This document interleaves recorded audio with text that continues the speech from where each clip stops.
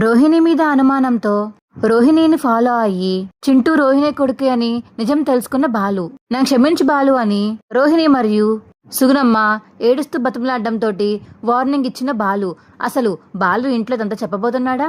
ఇదంతా ఎలా జరిగిందో తెలుసుకోవాలనుకుంటే ఇప్పుడే మా ఛానల్ తప్పకుండా సబ్స్క్రైబ్ చేసుకుని మా వీడియోని ఒక లైక్ చేయండి. పక్కనే ఉన్న గంట సింబల్ మీద క్లిక్ చేసి నోటిఫికేషన్స్ ఆల్లో పెట్టుకోండి. అప్పుడే మేము చేసే వీడియోలు మీకు రోజు వస్తుంటాయి. ఇక సరేనండి, ఇక మేము బయలుదేరతామని మలేషియా నుంచి వచ్చిన కపుల్స్ అయితే వెళ్ళిపోబోతుంటే ఉండండి అని చెప్పేసి ఇక బొట్టు పెట్టి బట్టలు అయితే ఇస్తారు బాలు, సత్యం మరియు మిగతా వాళ్ళందరూ. బాలు, నిజంగా నువ్వు ఈసారి మలేషియా వస్తే ఖచ్చితంగా మా ఇంటికి మాత్రం రావాల్సిందే అని ఇక ఆయన చెప్పడంతో అరే ఖచ్చితంగా వస్తానండి, మా ఇంట్లో మా పెద్ద వదిన ఉన్నారు కదా, మా వదిన గారు వాళ్ళ నాన్నగారు అక్కడే ఉంటారు కాబట్టి ఆయన చూడడం కోసమైనా అలా వచ్చినప్పుడు మీకోసం వస్తాంలే అని బాలు చెప్పడంతో సరేనమ్మా మేము వెళ్ళొస్తాం ఇంకా అని మలేషియా నుంచి వచ్చిన కపుల్స్ అయితే అక్కడి నుంచి వెళ్ళిపోతారు. ఏంటో ఈ పార్లరమ్మ కరెక్ట్గా అడ్రస్ ఆ నాన్నగారి పేరు అడిగినప్పుడే పన్ను నొప్పి వచ్చింది. ఏంటో అప్పటిదాకా పని నొప్పే లేదు కదా అని ఇక బాలు అడుగుతుంటే అవునండి, ఇందాక నేను శృతి కూడా కిచెన్ రూమ్లో ఉన్నప్పుడు నేను వంట చేస్తున్నాను, అప్పుడు కూడా వచ్చి కొబ్బరి ముక్క తినింది. ఆ కొబ్బరి ముక్క తినిన తర్వాత కానీ పన్ను నొప్పి వచ్చిందో ఏంటో మరి. కొబ్బరి ముక్క తింటూ బాగానే మాట్లాడి వెళ్ళింది. సడన్గా ఈ పన్ను నొప్పి ఏంటో నాకు అర్థం కావట్లేదు అని ఇక మీనా కూడా చెప్తుంటే ఏంటి మీ ఇద్దరు కావాలంతా నాటకం ఆడిందంటారే ఏంటి, ఇప్పుడు నాకు అర్థం కాదు. తన డబ్బున్న అమ్మాయి కాదని మీకేమన్నా చెప్పిందా? మీకేమన్నా అనుమానం ఉంటే మలేషియా వెళ్ళి వెతుక్కోండి, లేకపోతే ఇదిగో రోహిణి వచ్చాక అడగండి అని ఇక ప్రభావతి అంటుంటే మేము అడిగితే మాత్రం మాకు చెప్తుంది మరి. అయినా ఇప్పుడే అడిగారు కదా, ఆల్రెడీ పంట మీద చేయి వేసుకుని హాస్పిటల్కి వెళ్ళిపోయింది కదా, ఇంకేముందులే అని ఇక బాలు అంటుంటే అప్పుడే ఇక రోహిణి మరియు శృతి అయితే ఇంటికి వస్తారు. ఏమ్మా రోహిణి ఎలా ఉంది, అంతా బాగానే ఉందా అని చెప్పేసి ఇక ప్రభావతి అడుగుతుంటే రోహిణి మాత్రం సైకిల్ చేసి చెప్తుంది. ఏంటేంటి ఏం పోయింది, మొత్తం పోయిందా ఆంటీ అని చెప్పేసి ఇక శృతి అంటుంది. ఏం పోయింది, మలేషియాలో వీళ్ళ నాన్నగారి ఆస్తి మొత్తం పోయిందా ఏంటి? అయ్యయ్యో మరి ఇప్పుడు ఎలాగా, మా మనోజ్ గారు అప్పులు తీర్చేదెవరు అని చెప్పేసి ఇక ప్రభావతి అయితే కంగారు పడిపోతుంటే ఆంటీ మీరు ఆస్తుల దాకా వెళ్ళిపోవాల్సిన అవసరం ఏమీ లేదు.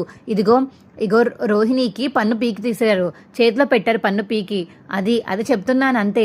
ఆస్తి మొత్తం పోలేదు, పన్ను మాత్రం పోయింది అని ఇక శృతి చెప్పడంతో అమ్మ క్లారిటీగా చెప్పు, మొత్తం పోయింది అంటే ఇక వాళ్ళ ఆస్తి మొత్తం పోయిందేమా నేను అనుకున్నాను. అమ్మయ్య సరే, అయినా పన్నుకి ఏమైందమ్మా, సడన్గా అంత నొప్పి వచ్చి అంతలా వాసిపోయింది, ఏమైంది అని ఇక ప్రభావతి అడుగుతుంటే నేను కూడా తింది పన్ను నొప్పి నాటకం అనుకున్నానంటీ, అక్కడికి వెళ్ళాక తిని మాట్లాడగలిగింది, హాస్పిటల్కి వెళ్ళాక బాగానే ఉంది, వద్దు ఇంటికి వెళ్ళిపోదామని చెప్పేసి మారం చేసింది. కానీ నేనే అక్కడే ఉండి తన పుచ్చిపోయిన పన్నుని పీకించేదాకా నేను వదిలిపెట్టలేదు. ఇక్కడ ఉన్నప్పుడు మాత్రం ఏమో బాగా పెయిన్ వచ్చినట్టుంది, వాళ్ళతో మాట్లాడలేకపోయింది, కానీ హాస్పిటల్లో నాతో డాక్టర్తో బాగానే మాట్లాడింది రోహిణి అనిక శృతి చెప్తుంటే చూసావా డబ్బుడమ్మా, నీ దగ్గర ఎక్కడ బాగానే మాట్లాడిందా? మరి వీళ్ళు మలేషియా కపుల్స్ దగ్గర ఎందుకని నాటకాలు ఆడింది? వాళ్ళ నాన్నగారి పేరు, వాళ్ళ నాన్నగారు ఎక్కడుంటారో ఒక ముక్క చెప్పేస్తే అయిపోతుంది కదా అని చెప్పేసి ఇక బాలు అడుగుతుంటే నాకు పన్ను నొప్పుగా ఉంది బాలు అనిక పన్ను బిగపట్టుకుని మరి మాట్లాడుతుంది రోహిణి. సర్లే మాట్లాడకమ్మా, వాడు అలాగే వాగుతాడు, నువ్వు పన్ను నొప్పి తట్టుకోలేక కదా హాస్పిటల్కి వెళ్ళావు, నీ దవడ కూడా ఇందాక వాచిపోయింది, ఇప్పుడు కూడా మళ్ళీ వాచింది, పన్ను పీకడం వల్లేమో. సరే నువ్వు వెళ్ళి రెస్ట్ తీసుకో సరేనా అనిక ప్రభావతి చెప్పడంతో సరే అత్తయ్య నేను రెస్ట్ తీసుకుంటాను అనిక పైకైతే వెళ్ళిపోతుంది రోహిణి. రేయ్ ఆ అమ్మాయిని ఊరికి ఏడిపించకండి, తన డబ్బున్న అమ్మాయి, ఎందుకని ఆ అమ్మాయిని ఏడిపిస్తున్నారు? రేపొద్దున్న వాళ్ళ నాన్నగారు కానీ ఇక్కడికి వచ్చినప్పుడు తను కానీ మీ గురించి చెప్పిందంటే మళ్ళీ ఇంకా మీరు తలెత్తుకుని తిరగలేరు ఇంట్లో, అర్థమవుతుందా అని ప్రభావతి అంటుంటే తలెత్తుకుని మేము తిరగలేమా, ముందు పాలనమ్మని తలెత్తుకుని తిరగమని చెప్పు వాళ్ళ నాన్నగారిని ఇక్కడికి తీసుకువచ్చి. వాళ్ళ నాన్నగారు ఇక్కడికి రారు, అక్కడి నుంచి డబ్బులు రావు, నీకు ఆస్తులు రావు, ఏదో గాల్లో మెడలు కడతారంటారు చూసావా, అలాగా గాల్లో మాటలు చెప్తుంది పార్లర్ అమ్మ. నువ్వు అవన్నీ నమ్మేసి పిచ్చిదానిలాగా డబ్బున్న మనిషి, మలేషియా నుంచి వచ్చిన మనిషి అని చెప్పేసి నువ్వు అనుకుంటున్నావు.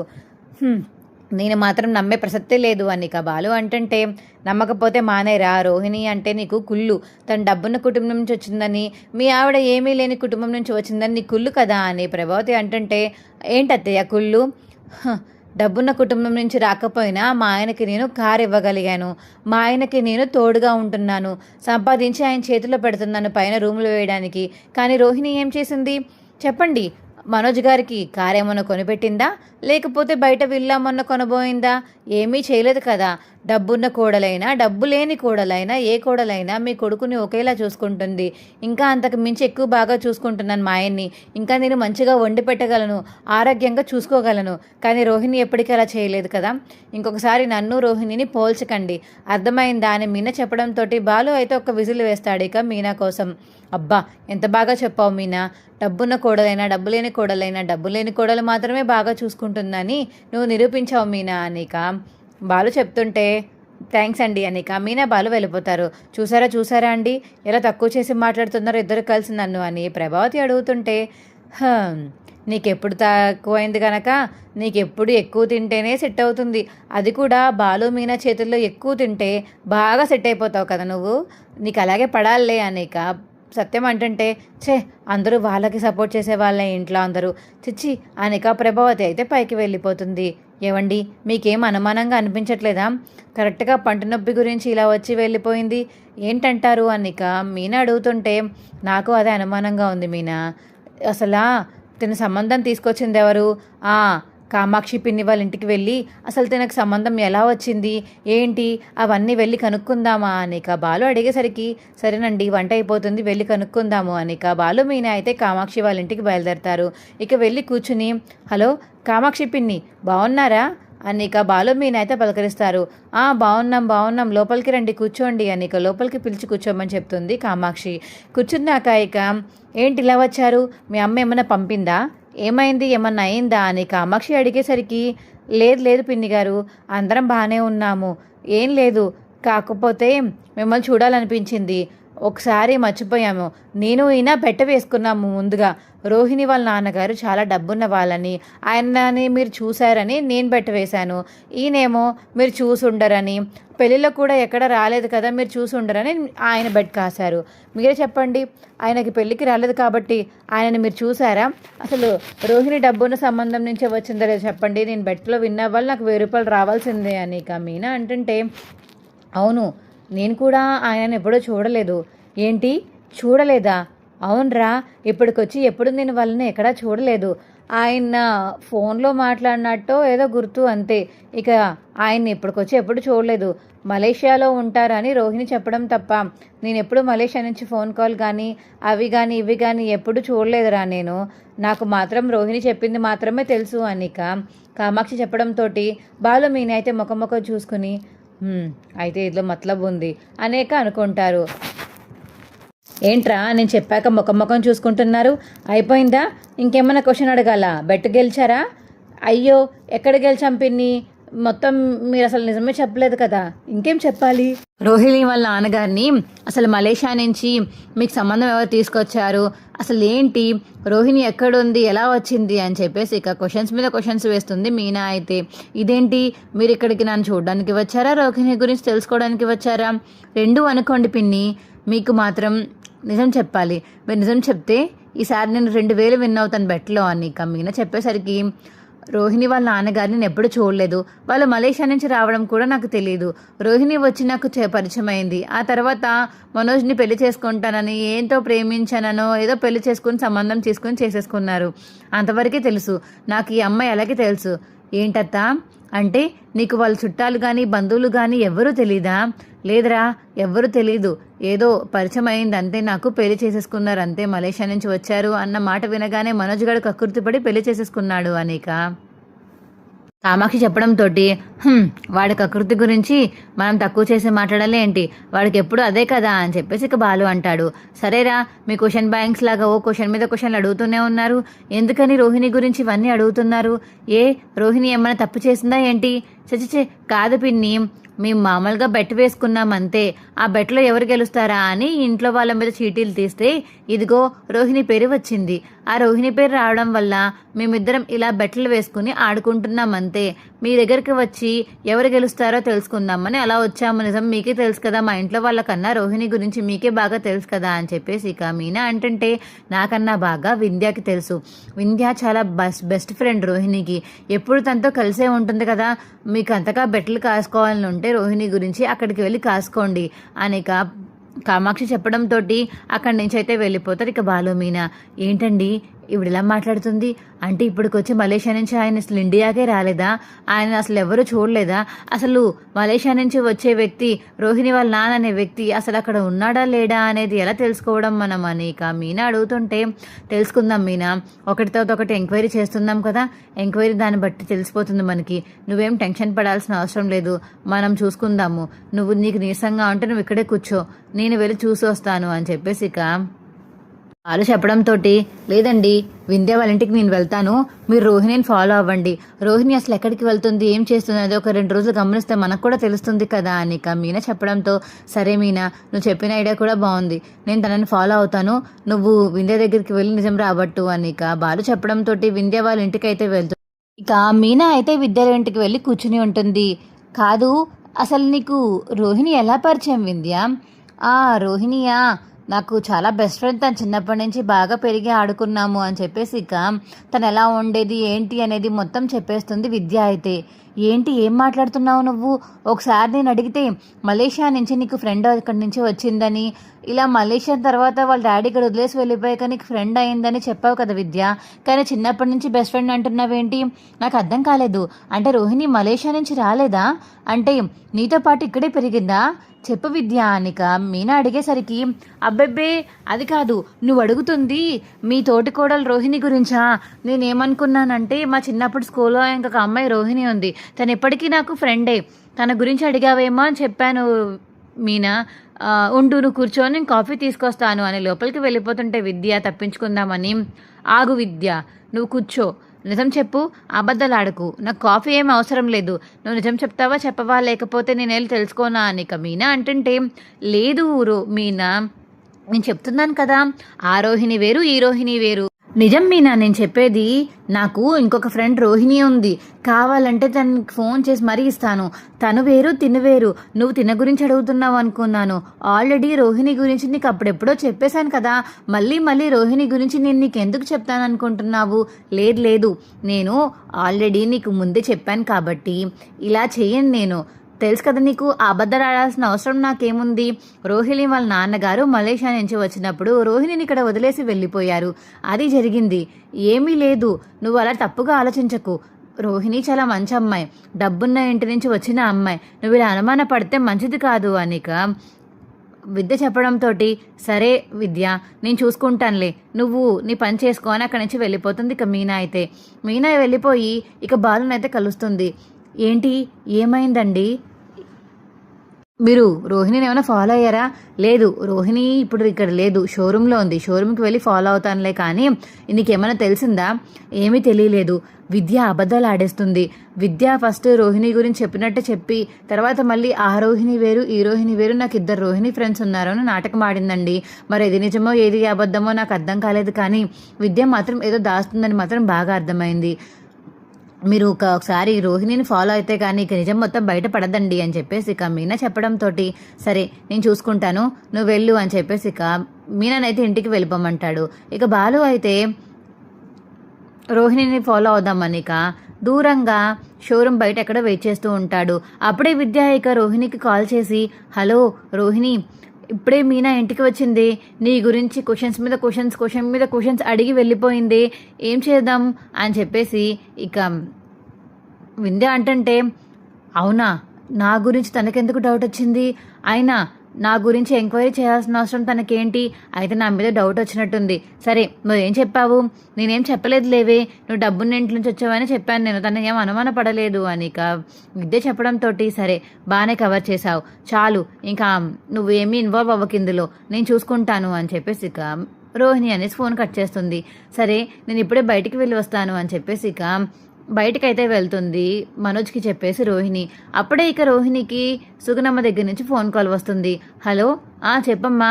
ఏం లేదే, చింటుగాడు నిన్ను చూస్తాను, నిన్ను కలవరిస్తున్నాడే, నువ్వు వచ్చి చాలా రోజులైంది కదా, ఒకసారి రాగలవా, ఇక్కడే ఉంటే వారానికి 2 సార్లు వస్తానని మాటిచ్చావు, కానీ వారానికి ఒకసారి కూడా రావట్లేదు రోహిణి, నువ్వు వీడు చాలా బెంగ పెట్టేసుకున్నాడు నీ మీద, రా అని చెప్పేసి ఇక సుగుణమ్మ కాల్ చేసి చెప్పడంతో, సరే వస్తాను, నువ్వు టెన్షన్ పడకు, ఇప్పుడే బయలుదేరి వస్తాను అని ఇక రోహిణి అయితే ఫోన్ కాల్ కట్ చేస్తుంది. ఇక రోహిణి అయితే వెనకతలే ఫాలో అవుతూ వెళ్తాడు బాలు. ఇక వెనకతలే వెళ్ళేసరికి రోహిణి అయితే సుగుణమ్మ వాళ్ళ ఇంటికి వెళ్ళి అక్కడ ఆగుతుంది. ఇదేంటి, ఇదెవరిల్లు? పార్లరమ్మ ఎక్కడికి వెళ్తుంది? ఇదెవరిల్లు అని ఇక బాలు అయితే దూరం నుంచి గమనిస్తాడు. ఇక ఆ ఆటో దిగేసి లోపలికైతే వెళ్ళిపోతుంది రోహిణి. ఇక బాలు అయితే ఎంతసేపు వెయిట్ చేసినా బయటకైతే రోహిణి రాకపోయేసరికి మేకప్ ఎంతసేపు వేస్తారా, మేకప్ బ్యాగ్ తెచ్చినట్టు ఏం కనిపించట్లేదే, ఒకసారి వెళ్ళి చూద్దాము అని ఇక కార్ దిగేసి వెనకాల నుంచి అయితే వెళ్ళి ఇక కిటికీ నుంచి అయితే చూస్తాడు బాలు. చింటూనైతే హక్ చేసుకుని ఉంటుంది ఆ టైంకి ఇక రోహిణి. అదేంటిది, చింటూ వాళ్ళు ఎక్కడున్నారేంటి, సుగుణమ్మ వాళ్ళు ఇక్కడ ఉన్నారేంటి, ఇక్కడ ఉండకూడదు కదా వీళ్ళు, వేరే ఊరు కదా వీళ్ళది, ఆ రోజు ఇల్లుకి తాళం వేసి ఉంది, మా అమ్మాయి చెప్పొద్దంది అని చెప్పేసి ఫోన్ కట్ చేశారు, ఇవిడు ఎక్కడున్నారో కూడా చెప్పలేదు అంటే ఇక్కడికి వచ్చేసారా, మేము ఉండే చోటుకే వచ్చారా, అయినా రోహిణికి వీళ్ళు ఇక్కడ ఉంటున్నారని ఎలా తెలుసు, రోహిణి ఎందుకని చింటూని హక్ చేసుకుంటుంది అని ఎన్ని క్వశ్చన్స్తో ఇక బాలు అయితే వాళ్ళని అలా గమనిస్తూ ఉంటాడు. అమ్మా, నా కోసం వచ్చావా, నీ కోసం నేను బెంగ పెట్టుకున్నాను తెలుసా, ఇన్ని రోజులు రాకుండా ఎలా ఉంటావు, నువ్వు అమ్మ అని తెలిసాక నేను చూడకుండా ఉండలేకపోతున్నానమ్మా అనిక చింటూ అంటుంటే, ఏంటి పార్లర్ అమ్మ చింటూకి తల్లా, ఏంటిదంతా, నేను పాదరం మీద దాచుకుని ఉంటుంది అనుకున్నాను కానీ ఇంత పెద్ద నిజాన్ని దాస్తుందని కలలో కూడా అనుకోలేదు అనిక బాలు ఒక్కసారిగా షాక్ అయిపోతాడు. ఏంటిది, మా మనోజ్ గారిని మోసం చేసి పెళ్లి చేసుకుందా, అయితే ఆల్రెడీ ముందే పెళ్ళి అయిపోయి ఒక పిల్లోడిని కనేసిన ఈ అమ్మాయి మా వాడిని ప్రేమించి పెళ్లి చేసుకుందా, అసలు మా వాడికి ముందు వెనకాతల ఏమీ తెలీదు, పెళ్లి చేసేసుకోవడం ముందు వెనక ఆలోచించాల్సిన అవసరం లేదా అని చెప్పేసి ఇక బాలు అయితే మనసులో అనుకుని, ఏయ్ ఏంటి అసలు ఇక్కడ మీరేం జరుగుతుంది, ఇక్కడ నాకు నిజం తెలియాలి అని ఇక బాలు అయితే లోపలికి వస్తాడు. బాలు, నువ్వేంటి ఇక్కడ, అడ్డంగా బుక్ అయిపోయాను కదా, ఎవరికైతే దొరకకూడదో వాడికే దొరికేశాను అని చెప్పేసి ఇక మనసులో అయితే అనుకుంటుంది రోహిణి. ఏంటి, ఎవరికైతే దొరకకూడదు అనుకుంటున్నావు వాళ్ళకే దొరికేశాను అనుకుంటున్నావా, చిచ్చి ఎన్ని రోజులు నువ్వు చాలా మంచిదానివని అనుకున్నాను, కానీ డబ్బున్న అమ్మాయి కాదని, ఇలాగా ఆల్రెడీ పెళ్ళైపోయి బాబున్న తల్లివని ఇప్పుడు అర్థమవుతుంది. ఈ విషయం మనోజ్ గడికి తెలిస్తే వాడు గుండె పగిలి చచ్చిపోతాడు. అసలు ఏమనుకుంటావు రోహిణి నువ్వు, నాకు అర్థం కాక అడుగుతుందని పాదరమ్మ, నిన్ను ఏమని అనాలో కూడా నాకు అర్థం కావట్లేదు. ఇంత పెద్ద నిజాన్ని దాచి పెళ్లి చేసుకుంటావా, మా వాడిని ఇంత మోసం చేస్తావా, అసలు మనిషివేనా నువ్వు అని చెప్పేసి ఇక బాలు తిడుతుంటే, బాలు నేను తప్పక పరిస్థితుల్లో చేసుకోవాల్సి వచ్చింది, నువ్వు ఇక అని చెప్పేసి ఇక రోహిణి అంటుంటే, పాదరమ్మ నీ వెనకాతలు ఏదైనా కారణం ఉండి ఉండొచ్చు, కానీ రెండోసారి పెళ్లి చేసుకున్నప్పుడు మా వాడికి చెప్పి చేసుకోవడం తెలీదా నీకు, అసలు నువ్వు వాడి మనసుతో ఆడుకున్నావు కదా, చిచ్చి వాడు ఫస్ట్ ప్రేమించిన అమ్మాయి కూడా మనసుతో ఆడుకుని డబ్బులు పట్టుకుని పారిపోయింది, రెండోసారి పెళ్లి చేసుకున్న అమ్మాయి కూడా ఇలాగే చేసిందంటే వాడు ఏమైపోతాడు అసలు, ఛీ అని చెప్పేసి ఇక బాలు అంటుంటే, ఏ మీ అన్నయ్యకి నాకు తేడా ఏముంది, మీ అన్నయ్య సంవత్సరం పాటు ఒక అమ్మాయితో గడిపి వదిలేశాడు, కానీ ఆ అమ్మాయి పెళ్లి చేసుకోలేదంతే, నేను పెళ్లి చేసుకుని పిల్లల్ని కన్నాను అంతే, తను చనిపోయాడని చెప్పేసి నేను మనోజ్ని పెళ్లి చేసుకున్నాను అని ఇక రోహిణి అంటుంటే, నువ్వు బాగా చెప్తున్నావు పాదరమ్మ, కానీ నేను అడిగిన దాని గురించి కాదు, ఏ మా అన్నయ్య నీకు ఆల్రెడీ ప్రేమించానని ఆ అమ్మాయితో సంవత్సరం పాటు ఉన్నానని వాడు నీకు చెప్పలేదా, నీకు చెప్పే కదా నేను పెళ్లి చేసుకున్నాడు, కానీ నువ్వు చెప్పకుండా పెళ్లి చేసుకున్నావు, నేను దాన్ని తప్పంటున్నాను, నీకు ఆల్రెడీ పెళ్ళయి మొగుడు ఉన్నాడా లేదా చచ్చిపోయాడా, నీకు బాబు ఉన్నాడా లేదా, నీకు తల్లి ఉందా లేదా అని నేను అడగలేదు, నువ్వు మలేషియా నుంచి వచ్చానన్నావు, డబ్బున్న కుటుంబం నుంచి వచ్చానన్నావు, కానీ అది కాదు, కానీ నువ్వు మాత్రం ఇప్పుడు కూడా పెళ్లి చేసుకుని బాబుని కన్నావు, అది కూడా తెలీదు, ఈ రెండు తెలీదు, మలేషియా నుంచి వచ్చానని చెప్పింది అబద్ధం, నీకు పెళ్ళయింది అనేది నిజం, కానీ మా వాడికి రెండిట్లో ఒక్క నిజం కూడా చెప్పలేదు, వాడికి తెలిస్తే వాడు ఏమైపోతాడో నీకు అర్థమవుతుందా, అసలు నిన్ను క్షమించకూడదు పాదరమ్మ, ఇంతమంది జీవితాలతో ఆడుకుంటావా, పాపం పసివాడు, వాడి జీవితంతో కూడా ఆడుకున్నావు కదా, వాడిని మాకు దత్తత ఇవ్వమని అడిగితే వద్దని చెప్పింది నువ్వేనా అని ఇక బాలు చెప్పడంతో అడగడంతో, బాబు క్షమించి బాలు, నన్ను ఇది చెప్పడం బట్టే నీ మీద నేను అరిచాను, నన్ను క్షమించు బాలు, కానీ తిను చాలా మంచిది, తనని అలా తీసి పాడేయకు, తన జీవితం గురించి ఆలోచించి వెళ్ళిపోయింది, ఫస్ట్ నేను పెళ్లి చేసినప్పుడు నా స్వార్థం కోసం ఆలోచించి అతనికిచ్చి పెళ్లి చేశానే, కానీ అతను చనిపోయాక ఇదిగో వీడే తన ప్రాణమయ్యాడు, కానీ తను ఒక్కతే ఉండలేక తన జీవితాన్ని నాశనం చేశాననే బాధతోటి దూరంగా వెళ్ళిపోయింది మాకు, కానీ తప్పదు కదా, వీడిని నేను పెంచుకుని వచ్చాను అని ఇక సుగుణమ్మ అయితే క్షమాపణ అడుగుతూ బాలుకి మొత్తం చెప్తుంటే, లేదండి మిమ్మల్ని నేనేం అనడం లేదు, కానీ రోహిణిని మాత్రమే అంటున్నాను, చెప్పాలి కదా, నిజం చెప్పకుండా అసలు ఎలా పెళ్లి చేసుకుంటుంది, లేదు ఈ నిజాన్ని ఇంట్లో అందరికీ బయట చెప్పాలి, లేకపోతే నా మనసు అసలు ఊరుకోదు, ఇంత పెద్ద అబద్ధాలు ఆడి నాటకాలు ఆడి ఇన్ని రోజులు డబ్బున్న అమ్మాయిగా మా ఇంట్లో బతికింది, ఇవాళ ఆ ఆటకి మొత్తం కట్ చేసి పడతాను. లేదు, అసలు చెప్పకుండా నేను మాత్రం ఉండను అనిక. బాలు అయితే కోపంగా అక్కడి నుంచి వెళ్ళిపోతాడు. రోహిణి ఏడుస్తూ కూర్చుని ఉండిపోతుంది. మా వీడియో మీకు ఎలా అనిపించిందో కింద కామెంట్ సెక్షన్లో తెలియచేయండి. మా వీడియో కనుక నచ్చితే మా వీడియోని లైక్ చేసి తప్పకుండా మా ఛానల్ సబ్స్క్రైబ్ చేసుకుని పక్కనే ఉన్న గంట సింబల్ మీద క్లిక్ చేసి నోటిఫికేషన్స్ ఆల్లో పెట్టుకోండి. అప్పుడే మేము చేసే వీడియోలు మీకు రోజు వస్తుంటాయి. Bye friends. ఈ వీడియోని చివరి వరకు చూసినందుకు చాలా చాలా ధన్యవాదములు. Bye friends.